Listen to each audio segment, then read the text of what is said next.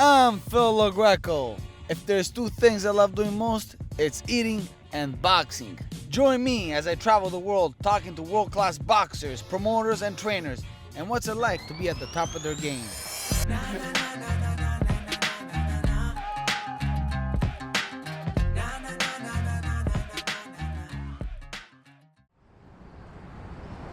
Bring this arm behind your back. Lift that shoulder. Drop it. Well, diet's very important because it's your energy system. It's like saying you have a Formula One car and you're using, 86 octane. You want to eat properly based on the individual exercise that you're doing so that you can, one, have enough fuel for that exercise, then after the exercise, actually recover properly after that individual exercise. 1, come on. 2, keep it straight and put that pressure at the end. Once again, you are what you eat, so you have to eat based on the individual sport, the individual activity. So if you're more of a runner, you're gonna probably need more carbs. If you're more of a power guy or weightlifter, you're probably gonna need a little bit more protein. Well, as far as Phil's concerned, I usually try to keep him on as low carbs as possible, because whenever he eats carbs, he's a person that kind of holds it and stores it, and it makes him heavier.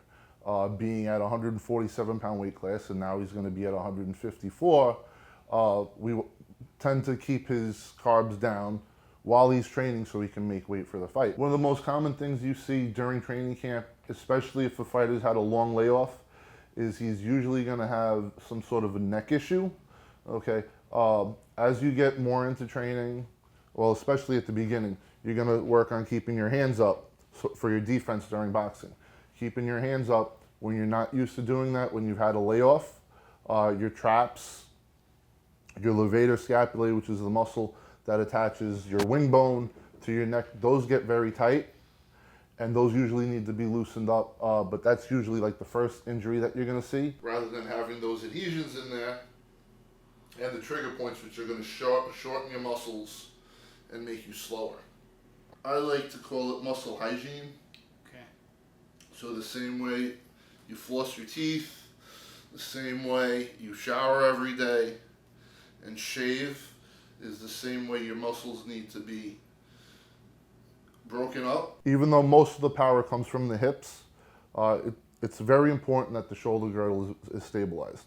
And you do see fighters, like I remember watching Kelly Pavlik and even my friend Paulie Malignaggi, where they have what's called winging of the scapula, where the shoulders are actually rotated forward and down, usually due to tight pecs.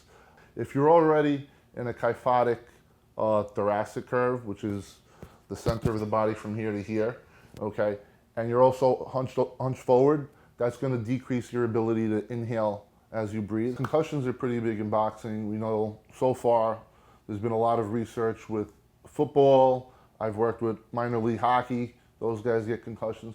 But boxing is a sport where guys constantly get concussions. And you don't have to be knocked out to get concussion. You can be standing on your own 2 feet and be concussed early on in a fight. 2 fights that I've seen, I don't remember, Steve Cunningham had a fight, and I believe he said it was a world championship fight. He got concussed in the 2nd round. Didn't remember the complete rest of the fight, and he became world champion in that fight. Another fight would probably be Victor Ortiz versus Maidana.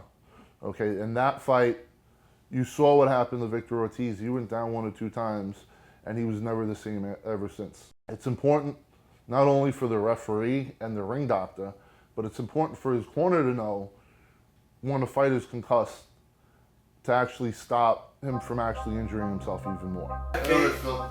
Good to see you. Great working on it. I'm gonna go see Chris right now. Chris who? Chris Ariola? Don't grab the taco. No, Chris Algieri. Oh, great. He's going to have lots of nutritional advice for you, so just listen to what he's No, having he's to say. good, bro. I look forward to seeing him for real. See you. Welcome. Chris, I'm here. What you got for me? Well, I'm kind of known as the egg king, so probably gonna do something with some eggs, and people also know me as having avocados in a lot of my dishes. So I'm thinking that we're gonna do a poached egg over some avocado toast, which is a pretty popular dish these days. Have a few tricks to show you how to poach that egg just perfect. So I grew up on Long Island, Huntington, Long Island, so North Shore of Long Island, with my mother and father and my mother's parents, who are from Argentina. So they lived in the house with us. So we had a very rich culture of culinary and cuisine from both sides. So I had my Italian father and my Argentinian mother, and so food is a huge part of both cultures. So I had different kinds of foods, but Did still you go very. to culinary school? You have any culinary experience, or you just from mom and pops? I learned from grandma. Awesome, from Nonna. Yeah, from Nonna. It was just on the job, like learning while they were cooking, asking questions. My parents, my mom actually didn't cook. All right, so we gotta have an avocado there. If we're gonna smash an avocado on some toast, we wanna cut that bad boy open. If you've never done that before, I think I have. okay. Yeah, this is like the way I cut them. There you go. Down the middle. Boom. Like a pro, this guy. That was good. So I lived with my Argentinian side, my grandfather, and in Argentina, barbecue, parrillada, is like religion. So every Sunday when the sun was out in the winter, in spring and the summer, we were having barbecues. So I remember my grandfather always prepping the meat using thick kosher salt and rubbing down the ribs and the steaks. So for me, and my grandfather was my hero, so I got to see him do that, and I always looked up to that. So I wanted to learn how to do that. I think you spoke about this before, Phil, but when you're a fighter and you're coming up, you don't really think so much about nutrition, and then as your career gets deeper and deeper, you start to really think, wow, nutrition is something I probably should have studied a long time ago. Of course. I did it the other way around. I was kind of coming to the sport of boxing pretty late, and I needed to find some kind of advantage, and I thought that being super fit and eating the right foods would help me kind of bridge that gap and make up some time. What's your go-to food? When you're starving, you have some drinks.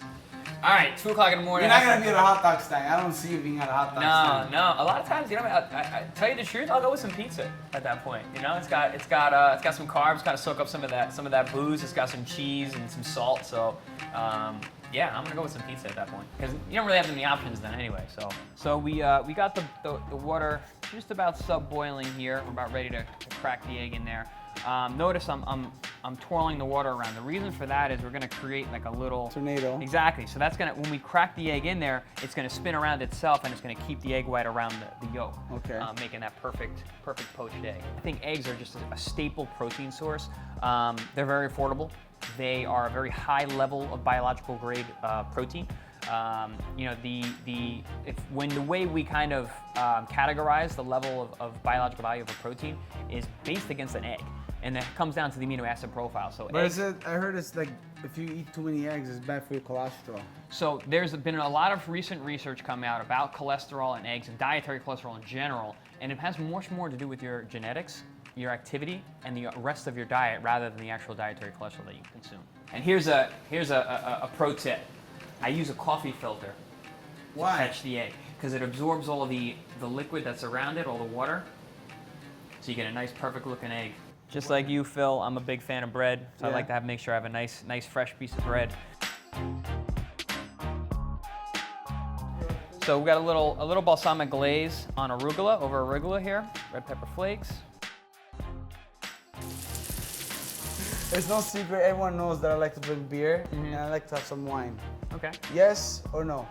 I say yes. If that's something that you like to do and that's what you're used to doing. I personally like to drink wine and beer as well. I think a good beer after a training session, maybe not 15 or 6, right. I think is fine, all in moderation. Wine has a lot of other benefits as well, so I think that I'm okay with that. Give a little squirt on top, good on yours. Get that on there, it really opens up the flavor, and that citrus brings out some of the flavor of the fats. And you guys may have noticed this on some of my posts, a little paprika. Gives that a little bit of kick. And now to the good stuff. Just like two gentle babies. That's it. Ladies and gentlemen, this is exactly how you post an Instagram picture. Step 1, plate has to be clean. Step 1 for plating, plate has to be clean. Next is the placement of your 2 babies, as you said earlier, making sure that they're safe and sound. Looking good, looking fresh. Babies. Step 3 is lighting. Notice we got a nice shine on our tomatoes here. Looking good. Got a nice shine on our arugula.